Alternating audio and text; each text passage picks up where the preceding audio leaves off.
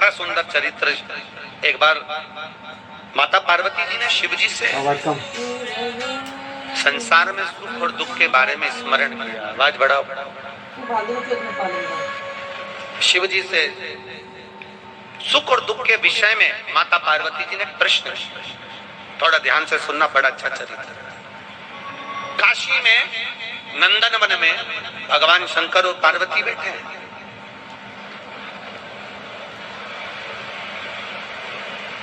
और नंदन वन में जब माता पार्वती और शिव जी बैठे थे तो पार्वती जी ने शिव जी से एक प्रश्न करा कि जीवन में सुख और दुख कितने विचित्र हैं, ये क्यों आते हैं?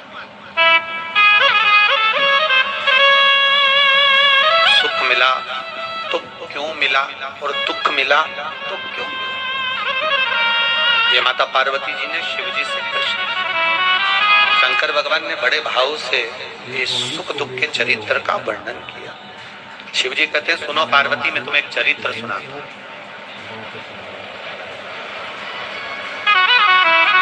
नंदन वन काशी में बैठे हैं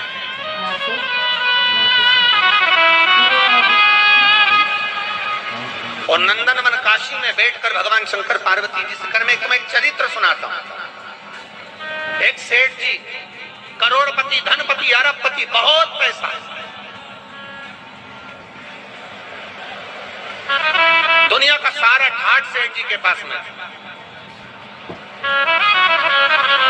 दुनिया का सारा वैभव सेठ जी के पास में, करोड़ों का धन सेठ जी के पास में, गाड़ी बंगला सब कुछ, सब दिया परमात्मा ने, बहुत दिया।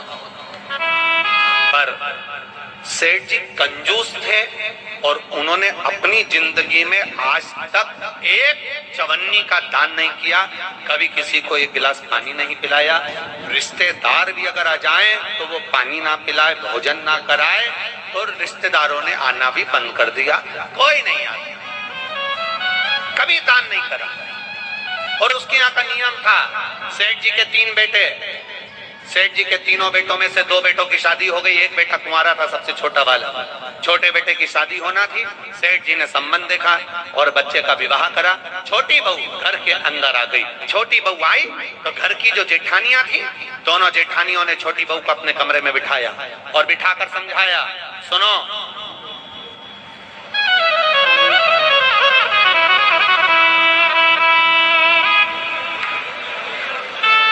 पहले ऐसा नियम था, अब आजकल ऐसा नियम तो नहीं है, पर पहले ऐसा नियम था कि लड़के की शादी होती थी और बहू को लेकर आता था ना, तो अपने खुद के घर में बहू को लेकर बाद में आता था। पहले उसको रुकने की व्यवस्था कोई रिश्तेदार के यहाँ, कोई नातेदार के यहाँ, कोई संबंधों के यहाँ, कोई पहचान वाले के यहाँ, उसको बहू को रखा जाता था। बोलो भोपाल में ऐसा था कि नहीं था? अरे बोलो जम के, तो बोलो, था ना ऐसा? लड़का शादी कर कर बहू को लेकर आया, सीधे अपने घर नहीं आया, पहले उसको कोई मित्र के आधिकारिक पहचान वाले, दीदी, जीजा, बहनोई, नातेदार, रिश्तेदार, कुटुंब, कबीला, अड़ोसी पड़ोसी, रिश्तेदार वाला, उसके यहाँ पर उस बहू को, उस छोरे को, बहू बेटा को वहां रोका जाता। काहे के लिए रोकते थे? उसको रोकने का कारण क्या था? उसको रोकने का कारण केवल एक था। क्यों रोका जाता था? केवल एक कारण से कि बहू जब वहां पर आए तो उसको हमारे घर के बारे में हमारे रिश्तेदार सब बता दें कि तुम्हारी सास ऐसी है, तुम्हारे ससुर ऐसे हैं, तुम्हारा देवर ऐसा है, तुम्हारा जेठ ऐसा है, तुम्हारा परिवार ऐसा है। अब जो छोटी बहू आई है तो दोनों जेठानियों ने उससे मिला और मिलकर कहा, सुनो, हमारे ससुर का एक नियम बड़ा प्रबल है, उसको याद रखना। हमारे ससुर का नियम बड़ा तेज है, उसको याद रखना। कौन सा नियम? छोटी बहू ने पूछा कि तुम्हारे यहाँ का नियम क्या है? तो हमारे ससुर का एक नियम है, कभी जिंदगी में अगर घर में रहना है तो दान बिल्कुल, बोलो बोलो जम के बोलो, नहीं करना।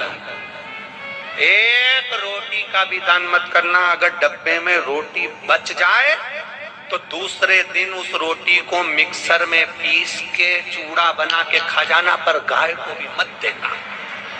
ये हमारे ससुर का नियम।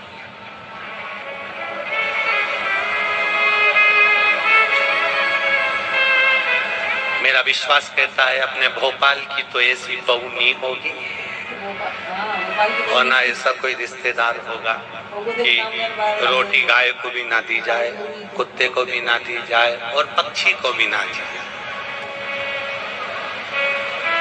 एक विश्वास कहता है मेरा,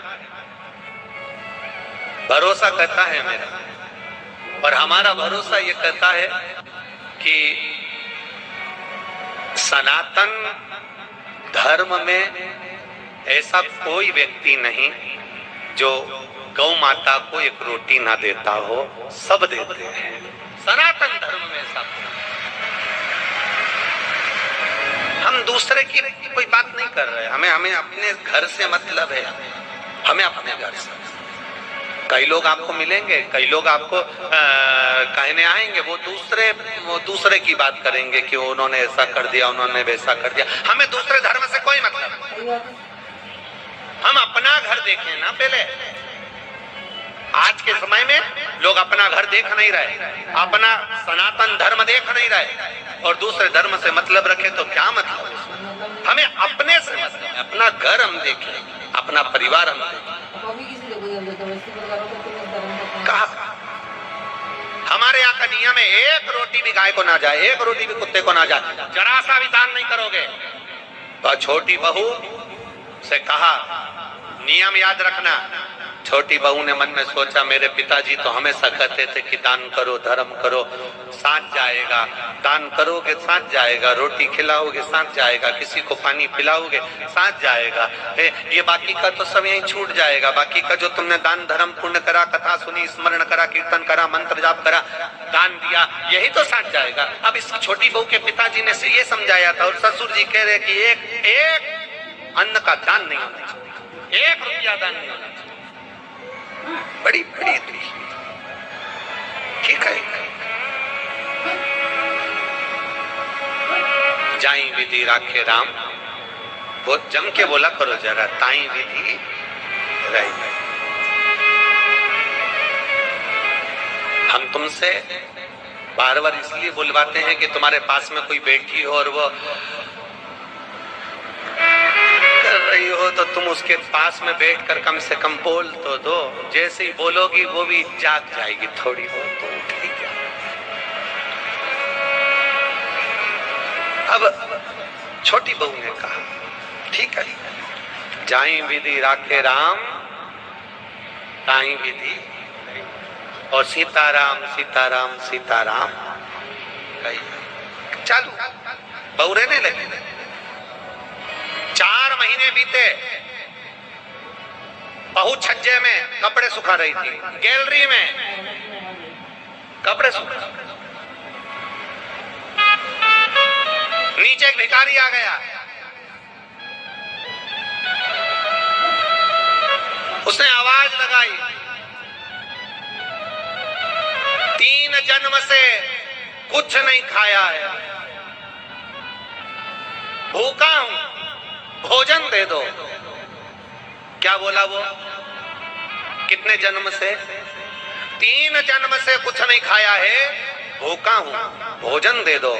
बहू कपड़े सुखा रही थी, उसकी आंख में आंसू भर गए। हमारा नियम है, हमारे ससुर का नियम है, दान नहीं कर सकते। अब बोलूं तो बोलूं क्या इसमें? छोटी बहू अपने पिता के संस्कारों को छोड़ ना पाई और ऊपर कपड़े फटकते फटकते, कपड़े को जब पानी से निचोड़ते हैं, निचोड़ कर सूखने डालते हैं, एक बार फटक देते हैं। फटकने का मतलब ये होता है कि पानी झड़ जाए इससे मतलब नहीं होता। फटकने का मतलब ये होता है उसमें जो सल है वो अच्छे हो। फटका और फटकते समय तार पर गैलरी में कपड़ा डालती डालती बोली,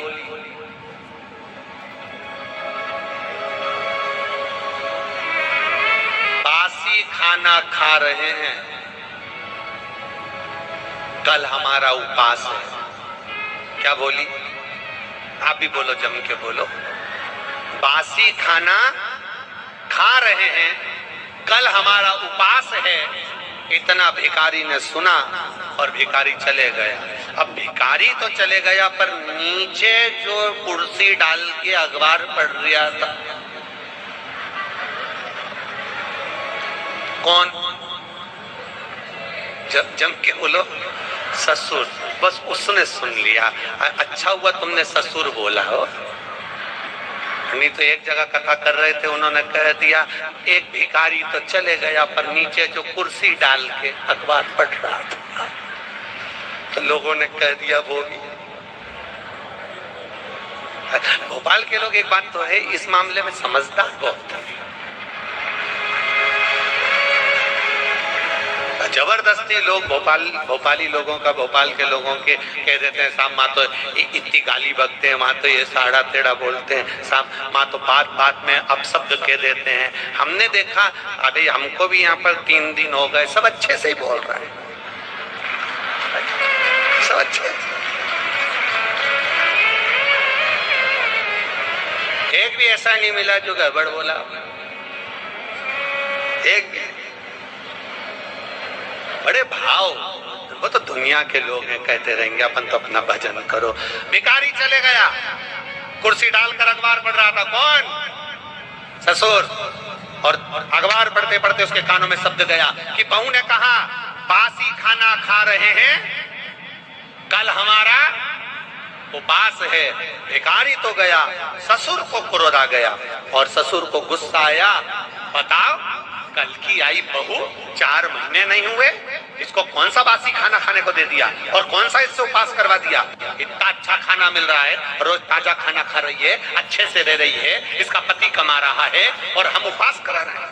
ससुर को क्रोध आया, उसने दोनों बहुओं को बुलाया। बड़ी बहुओं को बुलाकर कहा अब इस बहू को मैं अपने घर में नहीं रख सकता क्योंकि इसने मेरी बदनामी कर दी, एक भिखारी के सामने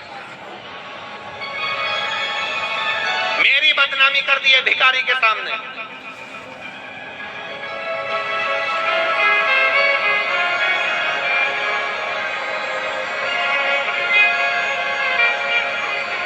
होता है। एक सास भी ऐसी थी, एक कथा में आता है, एक सास ऐसी थी, वो कभी दान नहीं करती, एक चीज नहीं, कुछ नहीं दान करती। और पड़ोसी के यहाँ बैठी थी और उसकी बहू बड़ी धर्मात्मा थी, वो पड़ोसन के यहाँ बैठी थी। भिखारी आया, भिक्षा मांगते मांगते इसके घर गया, बहू से कहा भिक्षाम देही। बहू ने तुरंत उठाकर एक कटोरी आटा भरकर उसको दे दिया। अब ये भिक्षा मांगते मांगते पड़ोसन क्या गया, ये भी वहीं होटले पे बैठी थी सास। इतने में तुरंत सास ने वहां पर आवाज लगाया, भिक्षुक ने, माता भिक्षाम देही। तो पड़ोसन ने भी उसको भगा दिया। तो इसने जो यहाँ बैठी थी पड़ोसन, इसने पूछा क्यों, वो तीसरे नंबर के घर पर गए थे क्या? हाँ। कुछ दिया क्या? हाँ। क्या दिया? एक कटोरी आटा। इसने इतने में भिखारी का हाथ पकड़कर बुढ़िया लेकर अपने घर गई और बहू को बुलाया। बहू, हे बहू। बहू आई। क्या है माँ? तूने भिखारी को एक कटोरी आटा दिया?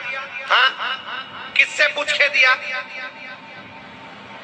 किसी से नहीं, अपना घर है, दान करना चाहिए। इतने में सास को गुस्सा आया और भिखारी से कहा, भिक्षुक से कहा तुमने मेरे घर से आटा लिया? हाँ। वापिस दो।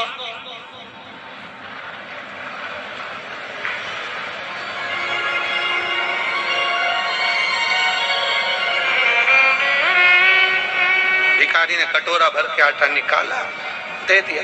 जाओ, इस घर में मेरी चलती है, मैं बोलूंगी तो बहू आटा देगी और मैं बोलूंगी तो नहीं देगी। जाओ, मैं जब तुमसे बोलूंगी तुम आओ, तुम आना, फिर मैं आटा। अब भिखारी ने फिर बोला माता भिक्षाम से ही। सास ने कहा कटोरी भर के आटा दो। बाहर खड़े भिखारी ने सास से पूछा तुम ऐसा क्यों करी? सास ने कहा आज से ही नई नवेली बहू की घर में चलने लगेगी तो मेरी कभी नहीं चलेगी, इसलिए मेरी चलना चाहिए, इसलिए मैंने ऐसा मेरी चलना चाहिए। अब ससुर जी बैठे थे, ससुर ने बहुओं को बुलाया, इसने तुम्हारी इज्जत खराब कर दी। ये कह रही है कि बासी खाना खा रहे हैं और कल हमारा उपवास है। बताओ कौन सा बासी खाना खिलाया इसको? कल की आई हमें बदनाम कर रही है। अब तुरंत ससुर ने पत्र लिखा और समधी जी को भेजा, आप अपनी लड़की को लेकर चले जाओ क्योंकि ये हमें बदनाम कर रही है, ऐसी लड़की हमें नहीं रखना, हम इसको ताजा खाना खिलाते हैं, ये बासी खाना खाने की बात करती है। एक भिखारी को इसने ऐसा ऐसा बोला है। और समधी के पास पत्र गया, समधी की आंख में आंसू भर गए। मेरी बेटी को 4 महीने हुए हैं शादी को, कैसे लेकर आ जाऊं? और मेरी बेटी ऐसी है ही नहीं, मैंने उसको संस्कार दिए हैं, वो कभी गलत कर ही नहीं सकती, ये मेरा विश्वास कहता है, ये मेरा भरोसा कहता है। मैं कैसे कह दूं कि मेरी बेटी ने कुछ गलत कहा होगा, कि मैं भूखी मर रही हूँ या मैं उपवास कर रही हूँ या हम बासी खा रहे हैं? ये मेरी बेटी बोल नहीं सकती, भले बासा खा लेगी पर बोल नहीं सकती। आखिर हुआ क्या? ससुर ने, समधी ने पंचायत बिठाई और पंचायत में बैठे हुए लोगों से कहा क्या मेरी बेटी ऐसी है? नहीं, तुम्हारी बेटी तो संस्कारवान है, ऐसा बोल ही नहीं सकती। बुलाओ समधी को। और बुलाया सेठ जी को। बोलो सेठ जी क्या बात है? सेठ जी ने कहा ये खड़ी लड़की, ये खड़ी मेरी छोटी बहू, इसने भिखारी से कहा हम बासी खाना खा रहे हैं और कल हमारा उपवास है। पूछो नहीं बोला कि इसने रोज ताजा खाती है, चाय बनाकर पीती है, दूध पीती है, गरम गरम भोजन करती है, फिर इसने कैसे कह दिया कि बासी खाना खा रहे हैं और कल हमारा उपवास है? इतने में दिखा रहा था मैंने क्या पंचायत ने बेटी से पूछा, बेटी बता कि बासी खाना खा रहे हैं, कल हमारा उपवास है, तूने भिखारी से सब क्यों कह दिया?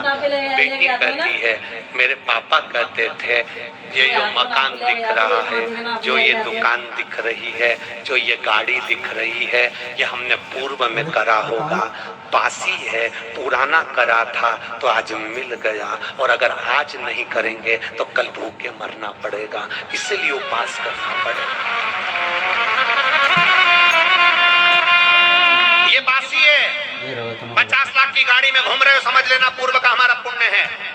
अच्छा भोजन कर रहे हो, समझ लेना पूर्व का हमारा पुण्य है। खूब धन है तुम्हारे पास में, समझ लेना पूर्व का हमारा पुण्य है। आज अपना राशि ठाट है, ये पूर्व का पुण्य है। हमने पूर्व में कुछ अच्छा करा होगा, बासी खाना खा रहे हैं, पूर्व का करा था, आज हमें सुख मिल रहा है। और अगर आज हम दोनों हाथों से नहीं करेंगे तो कल 3 बत्ती चौराहे पर कटोरा लेकर भीख मांगते हुए भूखे मिलेंगे। पूर्व का कर्म है।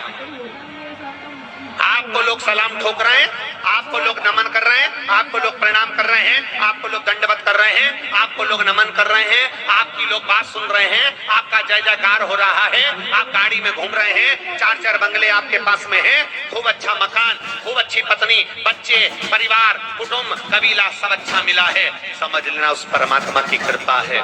दोनों हाथों से पुराने समय में करा था, इसलिए आज मिल गया। आज दोनों हाथों से करते हुए चलना तो अगला जन्म जब मिले तो भगवान फिर टूटमान होकर देता चले, इसलिए दोनों हाथों से लुटाते चले। आज बासी खाना बोलो बोलो जम के खा रहे। पति अच्छा मिला है, समझ लेना।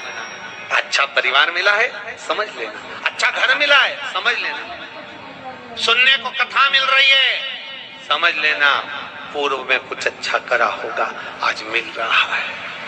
पूर्व में अच्छा करा, आज